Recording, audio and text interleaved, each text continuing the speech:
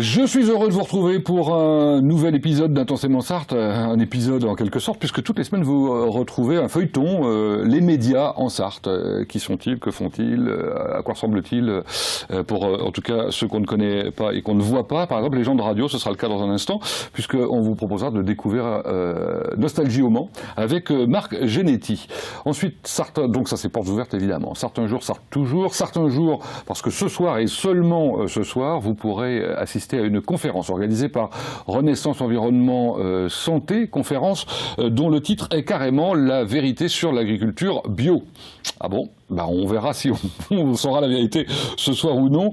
En tout cas, le conférencier sera là. Il s'agit de Gaël Avenel, qui est président du GAB 61 notamment, et puis on recevra également le président de RES, donc Renaissance Environnement Santé. Je suis très heureux de recevoir dans un autre cadre que habituellement l'auteur de ce livre, c'est Renaud, un bastion Manceau. C'est Daniel Levoyer qui se découvre en quelque sorte et qui surtout nous fait découvrir une sacrée histoire, celle d'une usine qui a eu jusqu'à de nombreux milliers de, je m'en souviens plus précisément, alors c'est pour ça que je préfère ne rien dire, d'employés et d'ouvriers. Donc ça, ce sera dans Sarthe toujours. Et puis enfin, intensément sartois, comme chaque semaine, un nouveau maire ou un nouveau président de commune. En l'occurrence, ce soir, c'est un nouveau maire, celui de Saint-Calais. Il s'appelle Léonard Gachet et il viendra avec Claude Rosé, son premier adjoint, et Claudie Niel, l'une de ses conseillères municipales. Donc on va parler de choses passionnantes, comme d'habitude, comme tous les jeudis. C'est parti.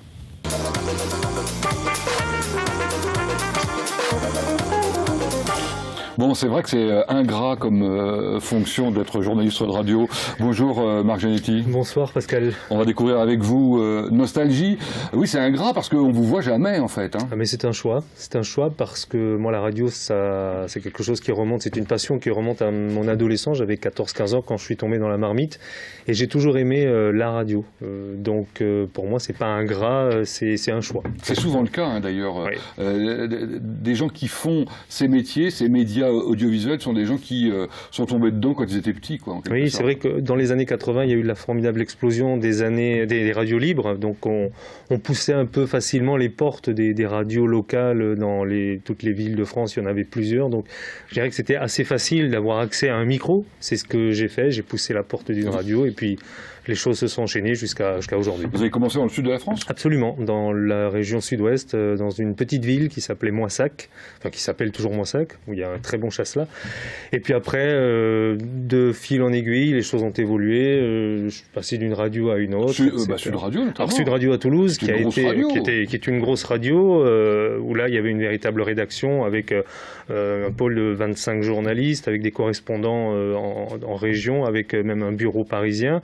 Ensuite, j'ai fait d'autres radios musicales, comme RFM, comme Chérie FM, toujours dans le sud-ouest. Et puis ensuite... Vous êtes arrivé en Normandie. Voilà, je suis arrivé au Mans en 2004, ça fait 10 ans. J'ai fait 3 ans en Normandie, dans l'Orne, à Normandie FM, qui aujourd'hui appartient à Tendance Ouest. Et puis en 2007, débarquement à Nostalgie au Mans. Bon, alors Nostalgie, évidemment, c'est une radio qui parle à beaucoup, j'imagine. C'est une des plus anciennes radios, puisqu'elle a été créée en 1983. Absolument, oui. C'est une radio créée à Lyon par Pierre Alberti en 83, alors qu'il y a eu, après son histoire, jusqu'à la fin des années 90, où là, elle a été rachetée, elle a à un moment donné appartenu à RMC, mais ensuite, à la fin des années 90, elle a été rachetée par le groupe Énergie, à laquelle elle appartient aujourd'hui. Donc il y a 4 radios dans ce pôle énergie. Il y a Énergie qui est la tête de pont, la tête de gondole, et ensuite il y a Chérie FM, Nostalgie et Rire et Chanson. Bon, Nostalgie, ça a été effectivement à une époque 80% de chansons françaises et des chansons qui pouvaient dater de 50 ans, 70 ans, etc. Depuis, ça s'est un peu recentré. Alors ça s'est recentré aujourd'hui. Nostalgie, c'est la radio des années 60-70, un peu d'années 80, mais ce n'est pas c'est loin d'être la majeure partie de la programmation.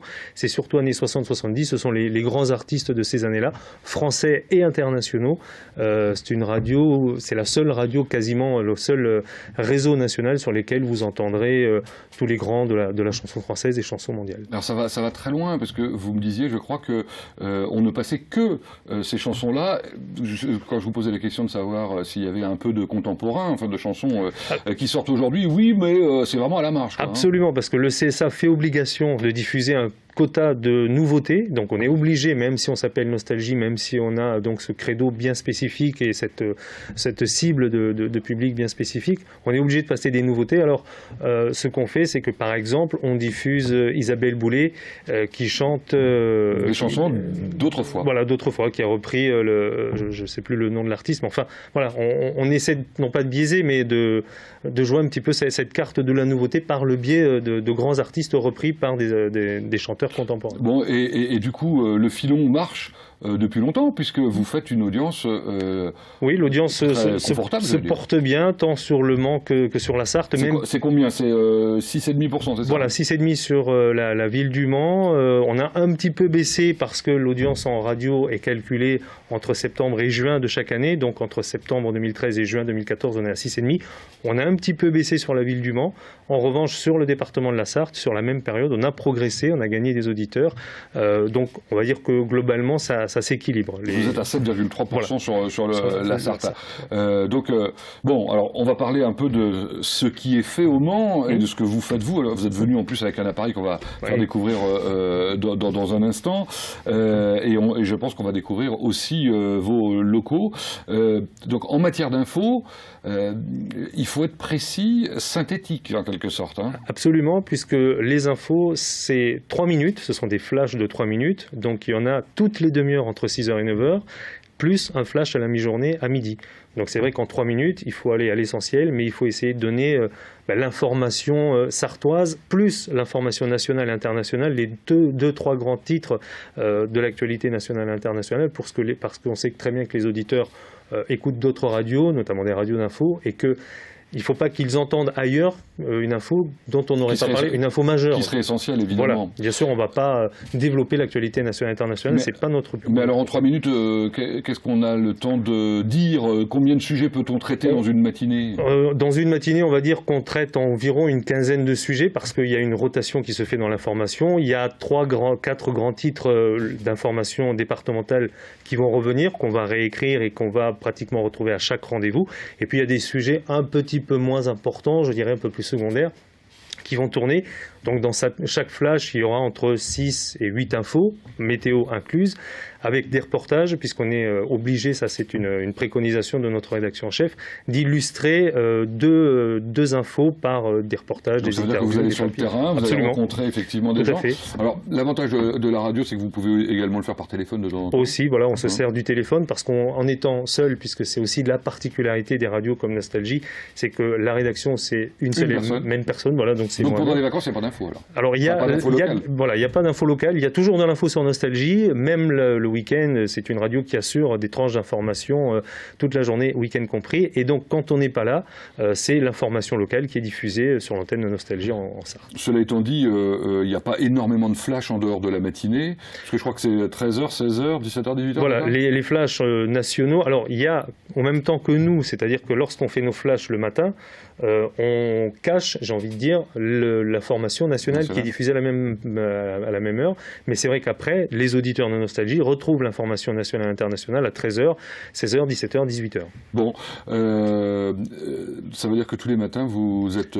sur le pied de guerre à 3h30 à la radio, parce que on découvre un petit peu les communiqués qui sont tombés dans la nuit, on écrit nos flashs, on monte les sons. Parce que vous l'avez dit, il faut que vous traitiez le national, il n'y a pas que le local. Voilà, alors on bénéficie de l'AFP, on est abonné à l'AFP, donc c'est vrai que le national, on l'a aussi par ce biais-là, ça nous aide beaucoup. Mais il faut tout rédiger, tout préparer. Et là, vous êtes tout seul dans les locaux? Ouais, enfin, seul pour Nostalgie, oui, parce que sur le même plateau au Mans, on a aussi nos collègues de Chéri FM. Donc j'ai un collègue qui s'appelle Thierry Dehan qui est sur Chéri, qui fait le même travail que moi, aux mêmes horaires, sur un créneau qui est un petit peu plus court, qui ne fait que 2h30, mais on est tous les deux. Et après, il y a une autre partie de l'antenne qui est l'émission locale. Mais ça, alors justement, l'émission locale, on a aperçu il y a un instant l'animateur. Arnaud Pia, voilà. Qui donc lui est à l'antenne en direct tous les jours entre 12h et 16h. Avant, il était dans la matinée. Hein. Avant, voilà, on avait la matinale en direct jusqu'au mois de février dernier, et puis il y a eu un changement, et donc maintenant l'émission locale est de 12h à 16h tous les jours, du lundi au vendredi. Alors lui, de la même manière, il est très contraint dans sa manière d'animer, en quelque sorte, puisque, alors ça j'ai été un peu surpris quand vous me l'avez dit, ils diffusent en fait la musique qui vient de Paris. Exactement, c'est-à-dire que le but, si vous voulez, c'est qu'on va prendre un auditeur lambda qui part en voiture, qui part de Paris, qui écoute Nostalgie, partout qui vient au Mans, dans chaque ville qu'il va traverser où il peut capter Nostalgie, il faut qu'il ait le même disque, parce que s'il part de Paris, qu'il entend du Claude François et qu'à un moment donné il arrive au Mans et donc il peut changer d'animateur en cours de route, quoi. Alors voilà, il peut changer d'animateur, celui qui va assurer le fil sera pas la même voix, mais par contre la programmation musicale est absolument la même. Rigoureusement, les mêmes titres sont diffusés au même moment à Paris et en région. Bon, il dit ce qu'il a envie de dire quand même. Il a quand même une certaine liberté, mais sachant qu'il doit parler un petit peu donner quelques bons plans locaux. Ce qu'on appelle des infoservices. Voilà, un petit peu d'infoservices, des choses comme ça. Donc il a une certaine liberté, mais c'est vrai que c'est quand même un peu contraint, on le disait, mais ça rentre dans un cadre. C'est fait de telle sorte que c'est un accompagnement musical l'après-midi entre 12h et 16h. C'est pas une grosse tranche d'animation comme la matinale, par exemple, où là, les animateurs sont plus présents. Il était plus présent à l'antenne quand il faisait la matinale. Là, l'après-midi, c'est plus du flux musical d'accompagnement. Mais ça n'empêche qu'il intervient à l'antenne. Son rôle, c'est également d'organiser des jeux, de surplier des partenariats. Exactement. Lorsqu'il fait des jeux à l'antenne, c'est lui qui s'occupe de trouver la dotation de ces jeux-là et puis de signer des partenariats pour être présent sur des événements. On est par exemple partenaire de Le Mans Classique tous les 2 ans. C'est nostalgique. Très très bel événement. Ouais. Voilà, c'est son travail à lui d'aller démarcher les organisateurs d'événements ou de voir dans quelle mesure on peut passer un partenariat. Partenaire de Star 80 aussi, par exemple. Aussi, la tournée. Alors ça veut dire qu'il y a des places à gagner pour Voilà, on fera gagner des places quand il y a un gros événement comme Star 80, qui est une tournée nationale, mais quand elle passe à Antares, qui sera le cas au mois de novembre, on sera bien sûr sur cet événement-là, on fera gagner des places. Et c'est vrai que pour Nostalgie aussi, c'est un bon coup de boost parce que ça génère de la pub, on voit la radio, parce que c'est vrai qu'on fait de la radio, mais c'est bien quand on nous voit aussi, quand on est présent sur le terrain. Vous recevez personne chez vous, en fait? Techniquement, on ne peut pas recevoir des invités de journaux, par exemple, parce que comme on ne fait que des flashs de 3 minutes, on s'interdit de dire à quelqu'un « venez » et puis répondez à une question en 30 secondes. Donc on ne reçoit pas les gens, c'est pour ça qu'on diffuse que des interviews qu'on fait sur le terrain et que je monte ensuite. Bon, c'est la radio dans laquelle on va à l'essentiel pour tout, en fait, c'est ça? Voilà, on essaie, on a l'essentiel et le meilleur de la chanson française et internationale, et on essaie de donner l'essentiel de l'info également. Bon, évidemment, on aime bien savoir comment est organisé le travail. On l'a évoqué, vous arrivez de bonne heure le matin, donc vous prenez le fil AFP, ça vous permet de préparer vos infos nationales. Les locales, vous les avez traitées déjà un peu la veille? Un petit peu la veille, puis on prend ce qui est tombé, parce que dans la nuit, il y a aussi des mails qui tombent, etc. Donc après, c'est tout un travail de rédaction. On prend le semainier avec l'actualité du jour et des jours à venir. On regarde un petit peu. Vous faites des élections? On suit les élections. Donc vous frustrez des gens? Mais oui, on frustre, oui, ça, forcément. Par la force des choses, parce que vous ne pouvez pas traiter toutes les informations. On peut pas, voilà, non. Alors c'est vrai que c'est les soirées électorales, c'est un peu particulier, parce qu'on ne décroche pas à l'antenne les soirs d'élection, les dimanches soirs. On essaie d'être le plus complet le lendemain matin, toujours en tenant compte de ces 3 minutes. Voilà. Donc c'est pareil. Dans un premier flash, on va peut-être traiter plus des grandes villes. Dans un autre flash, on va traiter plus des villes un peu moins importantes et de la partie rurale. On essaie d'articuler au mieux. Et alors, quand vous faites des sujets, vous partez avec ce... Alors c'est un Nagra. Voilà, c'est un Nagra. Alors il faut savoir, ça j'explique aux téléspectateurs, que Nagra, c'est une très très grande marque de magnétophone à l'origine, à bande, d'hyper qualité. Enfin, bon. Absolument, c'est à très bonne qualité. C'est vrai qu'à l'origine, c'était des gros magnétos de 15 kg avec de la bande magnétique, et on faisait des montages, on coupait, on collait. Puis sont apparus au début des années 2000 les magnétos Nagra numériques, qui étaient beaucoup plus gros que celui-ci.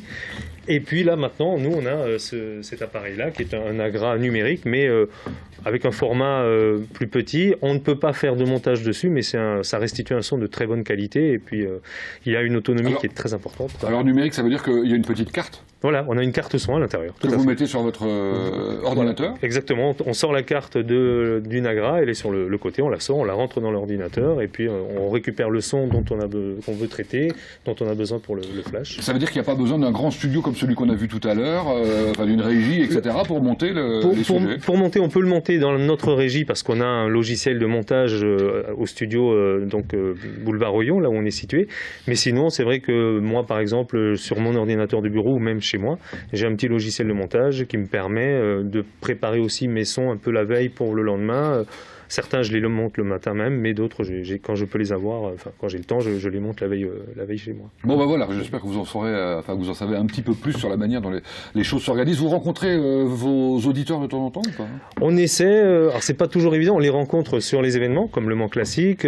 Quand on est sur le terrain, il y a des gens qui viennent nous voir de temps en temps. C'est vrai qu'on aime avoir ce contact, c'est plus difficile en radio et d'autant plus, comme on le disait, qu'on ne reçoit pas les gens. Je vous ai pas demandé le profil, c'est quoi le profil de votre auditeur alors l'auditeur type, on va dire, de Nostalgie, c'est quelqu'un qui a... on vise les gens qui ont à partir de 40-45 ans et plus. Hommes et femmes, l'auditoire s'équilibre à peu près 50-50. Ce sont donc des gens qui aiment la bonne chanson française, qui aiment les grands standards de la chanson française internationale. Vous savez qu'il y a pas mal de gens qui sont susceptibles d'être mais on a aussi auditeurs. Des jeunes qui de temps en temps viennent nous voir et qui ont plaisir à écouter ce qui fait un petit peu l'ADN de la chanson française et internationale, parce que c'est immortel. Vous êtes chez Nostalgie depuis combien de temps? Moi, j'y suis depuis 2007, donc ça fait 7 ans. Donc vous y êtes bien, alors? Absolument, j'y suis très très bien. Bon, très bien, on va continuer à vous écouter avec beaucoup d'intérêt. Ça y est, vous avez pu mettre une image sur une voix, encore qu'on a l'habitude de vous recevoir ici dans l'actu vue par les médias le mercredi soir. Merci Marc Genetti. Avec plaisir, merci à vous de l'invitation. D'être venu nous parler donc de Nostalgie. Dans un instant, certains jours on parle de l'agriculture bio, conférence ce soir à la salle des concerts avec Renaissance Environnement Santé, et puis on parle de Renault avec Daniel Levoyer.